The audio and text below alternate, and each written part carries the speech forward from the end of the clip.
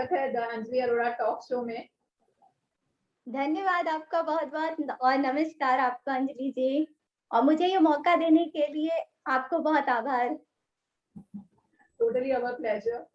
मैं आपसे ज़रूर पूछना चाहूँगी कि जैसे एज़ अ लेडी जब भी कोई लेडी गेस्ट होती है हमारे साथ तो बहुत ही कंफर्टेबिलिटी ज़ोन होता है क्योंकि होता है ना एक वुमेन टू वुमेन टॉक होता है। तो जी। आप क्या कहना चाहेंगी? जुनून क्या होता है? हाँ, बिल्कुल, बिल्कुल सही कह रही हैं। और जुनून वो होता है जो हम शायद सोते, जागते, उठते, बैठते सबसे ज़्यादा उसी के बारे में सोचते हैं। जी, जी, जी, जी। तो आपका जुनून क्या है? मतलब जैसे कि एज़ एन आर्टिस्ट वुमेन हाँ, अगर आर्टिस्ट हो तो क्रिएटिविटी अपने आप ही बनती है क्योंकि हम तो बॉर्न आर्टिस्ट होते हैं। हाँ। तो आपकी आपकी ये पैशन जर्नी कैसे शुरू हुई?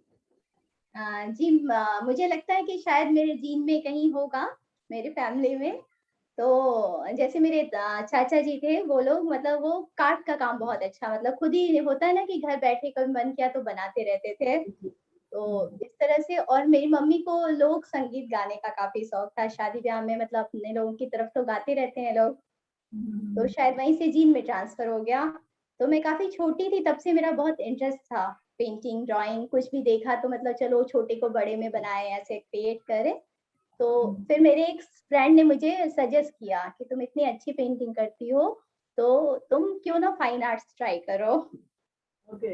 फिर वहीं से शुरू हो गया और कुछ प्रोफेशनल भी सीख लिया। तो लेकिन ये होता है ना कि जब स्कूल में जब हम पढ़ रहे होते हैं जी, तो किसी में जी। कोई ना कोई एक फेवरेट सब्जेक्ट होता है हुँ, जिसमें बहुत हुँ। अच्छा करते हैं हम। तो आपका फेवरेट सब्जेक्ट क्या था? ड्राइंग? नहीं, नहीं। मैं ड्राइंग करती थी मतलब शौकिया तौर पे आप कह सकती हैं, पर मेरा जी, फेवरेट सब्जेक्ट साइंस था। ओह साइंस, दैट्स जी। ग्रेट। और वैसे भी कहा जाता है ना कि जैसे पहले तो जब हम स्कूल में थे तो ऐसे माना जाता था कि जो ड्राइंग है वो तो एक हॉबी होती है, उसको हम ना प्रोफेशन लेते थे ना उसको पैशन भी लेते थे। जी, जी। तो इस आपके हाँ। आपने जैसे कहा कि आपकी मॉम ऑलरेडी सिंग करती थी, तो आपने कभी सिंगिंग ट्राई नहीं किया उनके साथ बैठकर? जी, मैं बहुत-बहुत हॉरिबल सिंगर हूँ। वही पूछ अच्छा ट्राई आपने किया जी, ट्राई किया मगर ना मैं रिजेक्ट हो गई। मैंने एक बार ट्राई भी किया कि मैं कुछ गा लूँ।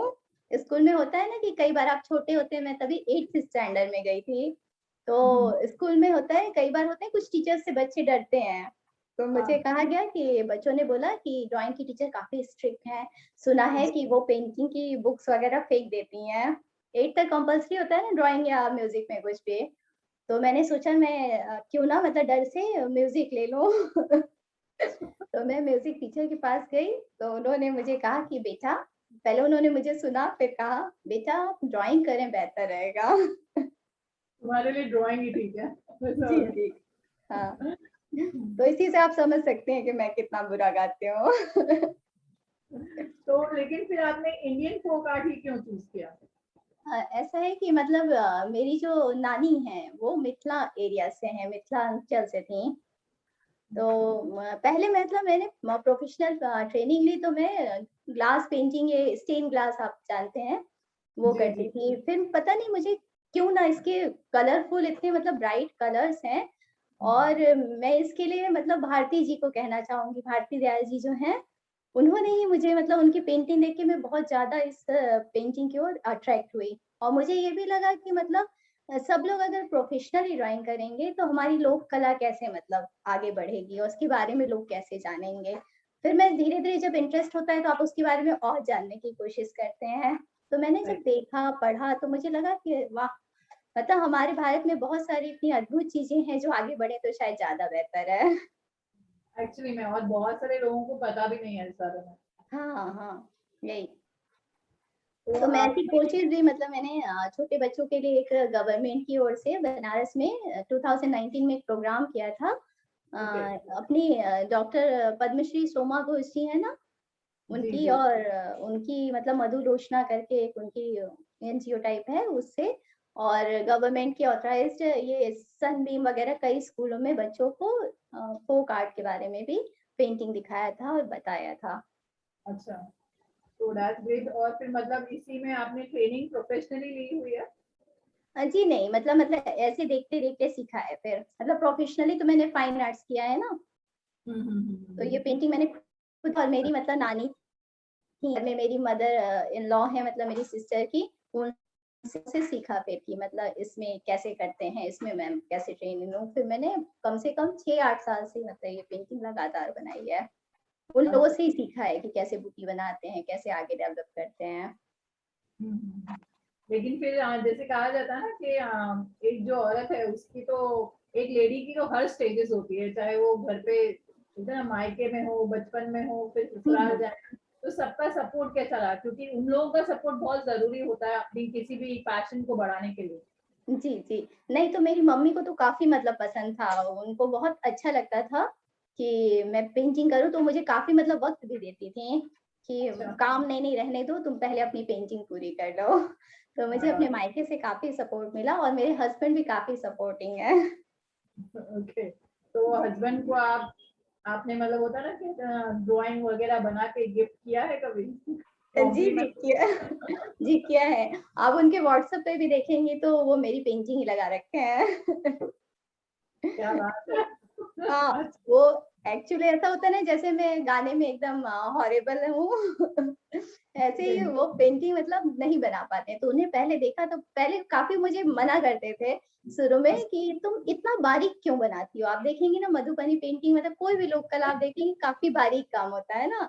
तो ये तुम लाखों पत्तियाँ इतना बनाती हो तुम्हारी आईज़ आँखें खराब हो जाएँगी।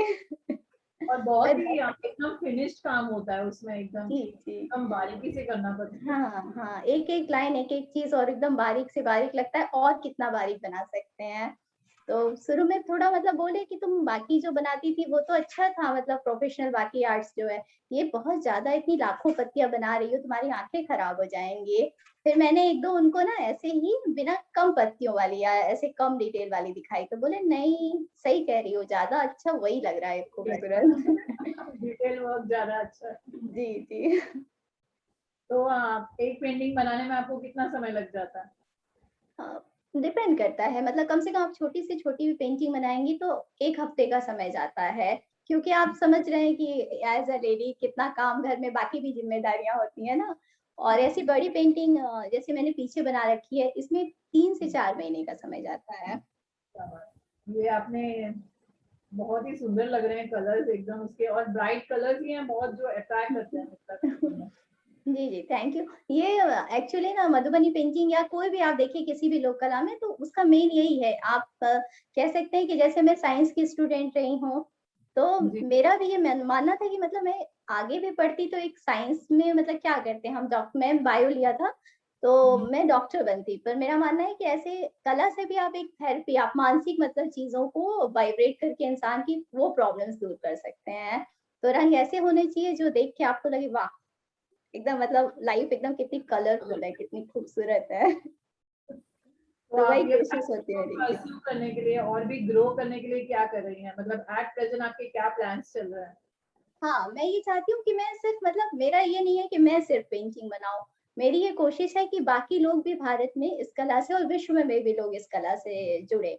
इस कला को सीखें, जानें कि इसका जन्म कैसे हुआ और ये सिर्फ़ एक मतलब पेंटिंग एक कला एक नहीं है सिर्फ़, ये हमारी संस्कृति भी है। इसमें बहुत सारी चीज़ें व्रत, तीज, त्योहार रामायण, गीता मतलब बहुत सारी स्टोरी इसके थ्रू बोलते हैं हम ना। तो मैं कोशिश कर रही हूँ कि मैं बाकी बच्चों मैं यूट्यूब पे भी मतलब फ्री ऑफ कॉस्ट ये सिखाती हूँ वहाँ भी, ताकि जी। एक शुरुआत करें, है ना? हम्म। और कुछ चीज़ें होती हैं कि आप कई बार ऐसा होता है कि आप बिल्कुल फ्री आपको कुछ मिलता है तो आपको उतना अट्रैक्ट नहीं करता है। तो दोनों तरह से मैं कोशिश कर रही हूँ, है ना? कि कुछ लोग ऐसे भी सीखें और ये कला मतलब लोग जाने कि क्या है। तो मैं कई बार इसकी छोटे-छोटे ब्रीफ वाली वीडियोज़ भी बनाती हूँ इंट्रोडक्शन का कि क्या है मधुबनी, कैसे शुरू हुआ, क्या होना चाहिए और उसके अलावा सिखाने का भी काम करती हूँ मैं। और मेरी ये है कोशिश कि मैं कुछ मतलब और खुद प्लेटफ़ॉर्म जब मैं और बनाऊँगी, तो मैं अभी कोशिश करती हूँ कि गाँव से जुड़ी जो इस कला की लेडीज़ लोग हैं, वो भी अपनी उनकी मतलब प्रोडक्ट को मैं मार्केट में जगह दिलाऊँ। हम्म। तो अभी ये तो बहुत ही मतलब कोशिश शुरू की है और बीच में आप देख ही रहे हैं कोविड की वज़ह से ऑलरेडी ये सब ब्लॉक भी हो गया। तो वही आपने ये अपना कोरोना टाइम जो लॉकडाउन पीरियड था वो कैसे बिताया? क्या किया वो उसमें? हाँ, उसमें मैंने नया किया कि उससे पहले मैं सिर्फ़ लोगों को सामने सिखा पाती थी ना, लेकिन कोरोना में मैंने ये नया मतलब स्टार्ट किया यूट्यूब, ताकि लोग दूर बैठे भी इससे मतलब सीख सकें, जान सकें, देख सकें। और उनकी कुछ बच्चों की पेंटिंग्स भी मैंने वहाँ प्रेज़ेंट किया। कुछ बच्चों ने मुझे बना-बना के भेजा, जिनको मैंने यूट्यूब पे प्लेस किया कि ये देखिए, ये बच्चों ने कोशिश की है। तो मैंने उस तरह से कोशिश की कि वो सीखें, और ज़्यादा से ज़्यादा पेंटिंग के लिए भी, जैसे आप कहीं बाहर नहीं जा रहे हैं, तो आप ज़्यादा टाइम ले सकते हैं पेंटिंग बनाने को। तो ये इंडियन फोक आर्ट गैलरी से में कैसा आपका एक्सपीरियंस रहा जुड़ने के बाद? ये मतलब मुझे बहुत ही अद्भुत मुझे लगा ना कि मैं जो चीज़ छोटे स्तर पे सोच रही हूँ, वाह! ये तो बहुत बड़े स्तर पे सोच रहे हैं, क्योंकि वहाँ सिर्फ मधुबनी नहीं, बाकी हमारी लोक कलाएँ और ट्राइबल आर्ट सबको मतलब प्लेटफ़ॉर्म मिला, तो मुझे लगा कि वाह! ये तो बहुत ही मतलब गज़ब है। और एक्चुअली हर तरह का आर्ट वर्क वो प्लेटफॉर्म पे देखने मिलता है हाँ, इसलिए। मतलब हर तरह आपको जिसमें भी, ऐसा कोई ज़रूरी नहीं कि आप मधुबनी ही सीखें, कलमकारी सीख सकते हैं, वार्ले सीख सकते हैं, है ना? मतलब पूरा पश्चिम, उत्तर, दक्षिण आप जैसे कहेंगे, कहीं से भी आप कुछ भी जो आपको अट्रैक्ट करे आप सीख सकते हैं। और कई बार ऐसा भी होता है ना अंजलि जी कि एक ही जगह सामान है, तो आप पता चला एक आर्ट सीखा, अरे मधुबनी सीख लिया, क्यों ना आप कलमकारी सीखें? ऐसा भी राइट। होता है ना, चलो आप पट्टचित्र सीखते हैं, है ना? तो ये बहुत ही अच्छा है, मतलब सीखने वालों के लिए तो बहुत ही बढ़िया चीज़ है। तो ये आपने कुछ सीखा, आपने कुछ एक्स्ट्रा ट्राई किया आर्ट वर्क?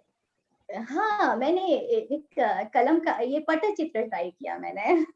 That's great. और और मेरी बिटिया वारली बनाती है, ये महाराष्ट्र में ही बॉर्न हुई है, तो इसका कुछ अट्रैक्शन है, वारली पे काम करती है ये। कितनी कितनी बड़ी बेटी है आपकी? मेरी बेटी 10th में है, 14 साल की है, 14 इयर्स। तो वो वारली पेंटिंग बनाते हैं, उसे शौक है। जी। मम्मी से सीखा है एक्चुअली मैं उसने। तो सेंट्रल सर के साथ कैसा रहा आपका एक्सपीरियंस? हाँ, बहुत ही अच्छा, वो गाइडेंस बहुत ही मतलब हेल्पफुल व्यक्ति हैं, कहेंगे। और मतलब आप किसी तरह की डिफ़िकल्टी में हैं और किसी भी टाइम पे मतलब एक आपको एक पेंटिंग भी पोस्ट करनी है, या आप किसी तरह से टेक्निकली आप साउंड नहीं है, तो भी वो काफ़ी मदद करते हैं, हर तरह से हेल्पफुल हैं। That's great. और उनका जो गाइडेंस होता है काफी मैंने सुना है बहुत अच्छा ही है। बहुत अच्छा, और एकदम सॉफ्ट स्पोकन, आपसे बिल्कुल नाराज़ नहीं होते हैं, और आपकी हेल्प करने की मतलब ज़्यादा ही कोशिश करते हैं। आप कहेंगे कि जितना आपको ज़रूरत है उससे ज़्यादा वो आपको करके दे देंगे, ताकि आपको दिक्कत ना हो किसी तरह की। तो आप पेंटिंग सिखाती भी हैं जहाँ तक जी, मैंने सुना है। तो जी। कैसा है मतलब एक होता है ना एक सामने सिखाना ऑफलाइन अलग हो जाता है और ऑनलाइन अलग हो जाता है, तो आपको हुँ। क्या हाँ, चैलेंजेस फेस तो करने पड़े ऑनलाइन थोड़ा सिखाने? डिफरेंस होता है कि मतलब जैसे आप ऑनलाइन दे रहे हैं, तो आपको पता नहीं कि स्टूडेंट किस तरह से समझ पा रहा है, थोड़ा डिफिकल्टी होती है, पर उसके लिए कमेंट्स में वो चाहे तो पूछ सकते हैं ना, वो एक ऑप्शन होता है, कमेंट्स में पूछ सकते हैं। उसके अलावा वो एक आप कह लीजिए सहूलियत भी कई बार होती है कि वो वीडियो को पॉज़ करके देख के वो देख बार-बार सकते देख हैं। सकते हैं उसको, है ना? अब ये आप पे डिपेंड करता है कई बार कि आप चीज़ों को कैसे लेते हैं, आप पॉज़िटिव लेंगे तो ग्लास भरा है, नहीं तो आधा खाली है। तो चीज है ही। और इवन ये जैसे आजकल बच्चों को वीडियो का ज्यादा शौक है, जब देखो यूट्यूब हुँ, देखते रहते हैं, हाँ, तो ये तो उनको उसमें ये अच्छा कुछ है कि हाँ, हाँ, कुछ जी। क्रिएटिव देखेंगे तो कुछ अच्छा ही सीखेंगे, है ना? और और इवन मुझे टीचर बहुत बच्चों सामने ने हो तो भेजा। पूछते नहीं है, जब टीचर सामने हो कभी कभी दे आर नॉट आस्किंग, वो पूछते ही नहीं कि क्या दिक्कत है, डर डर के मारे। तो वीडियो हाँ, होगा तो कम से कम वो लोग फॉरवर्ड और रिवाइंड कर करके देख सकते हैं। जी, हाँ, यही मैं बोल रही थी, रिकॉर्डेड है तो वो मतलब अभी नहीं मन लग रहा है तो वो पॉज़ करके बाद में ले कर सकते हैं, लेकिन सामने ये पॉसिबल नहीं है ना कि आपकी जितने घंटे की क्लास है उतने में उनको सीखना है। और क्या है आपका पैशन, और क्या एंजॉय करती हैं आप? देखिए, मैं खाना बहुत एन्जॉय करती हूँ। खाना मैं बनाना या बनारस खाना से हूँ। खाना?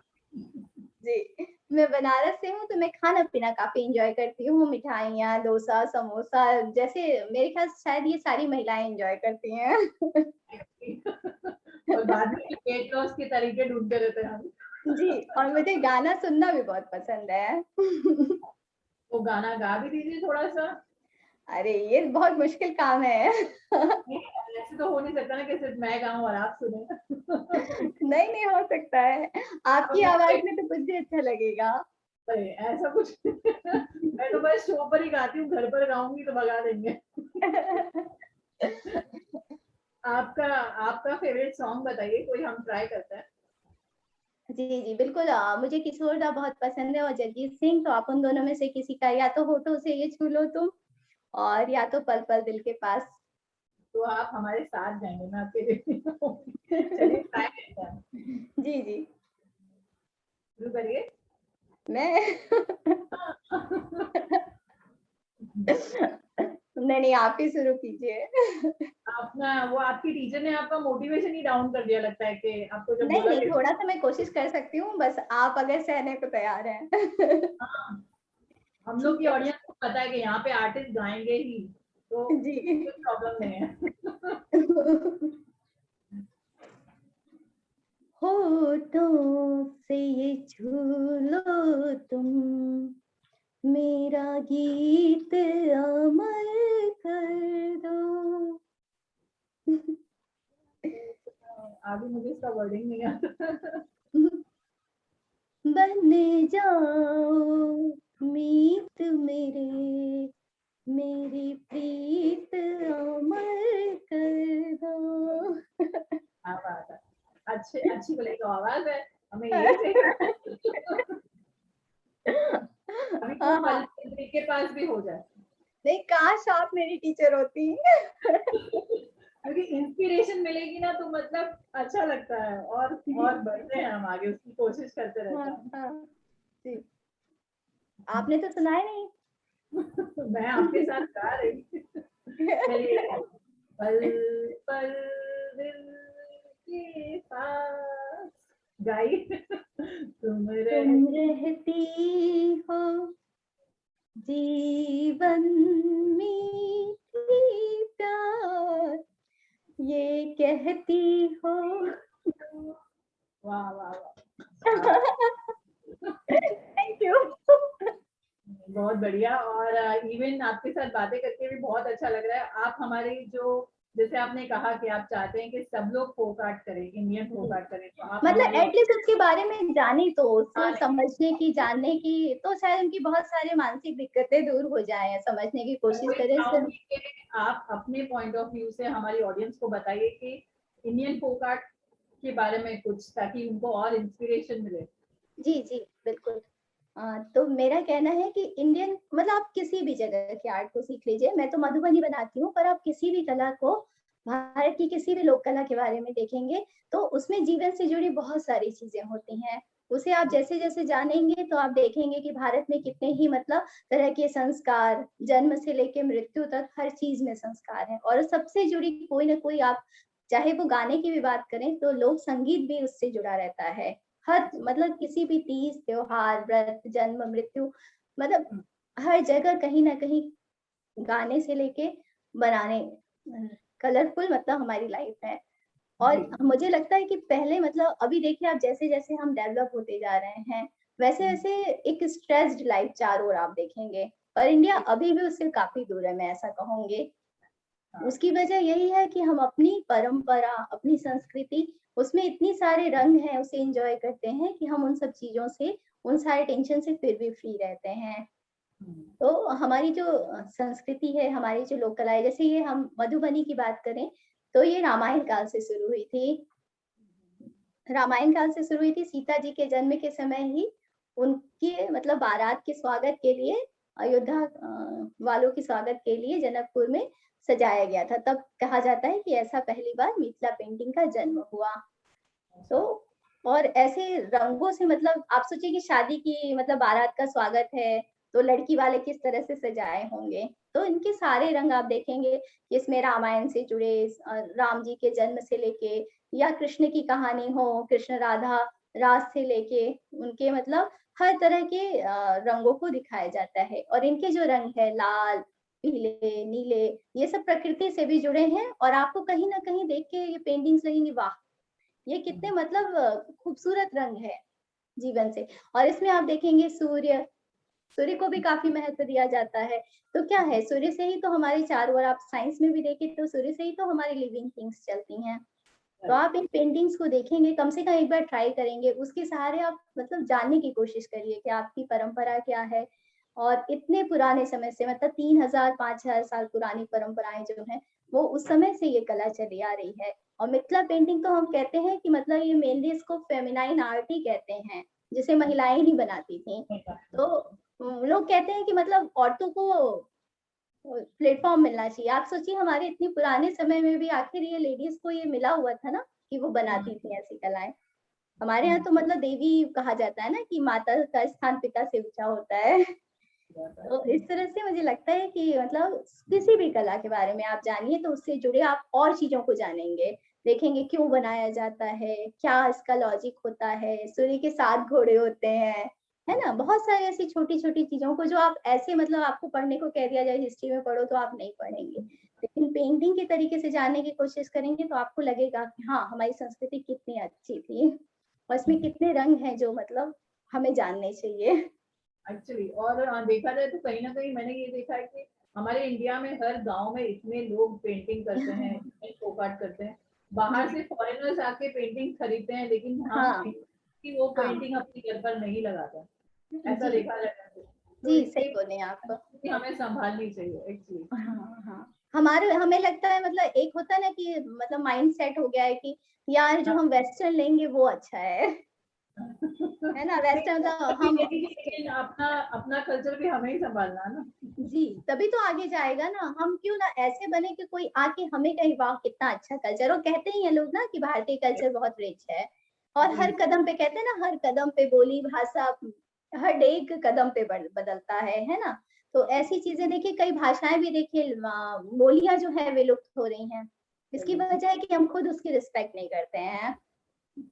हमारे हमें बच्चों को ही पता ही नहीं नहीं, हम जानने की कोशिश नहीं करते। तो मैंने जैसे मैं कह रही हूँ कि मेरी बच्ची वारली बनाती है, तो वो भी एक कला जान रही है। तो ऐसे आप भी अपने बच्चों को कम से कम थोड़ा-सा सिखाइए, बच्चों को हम जो सिखाते हैं वो वही सीखते हैं। हम कोशिश करेंगे तो वो ज़रूर आता। जानेंगे इसके बारे में। ये मैं बताना चाहूंगी, इंडियन फोक आर्ट गैलरी में बहुत सारे फ्री कोर्सेज हैं जो इजीली आप सीख सकते हैं।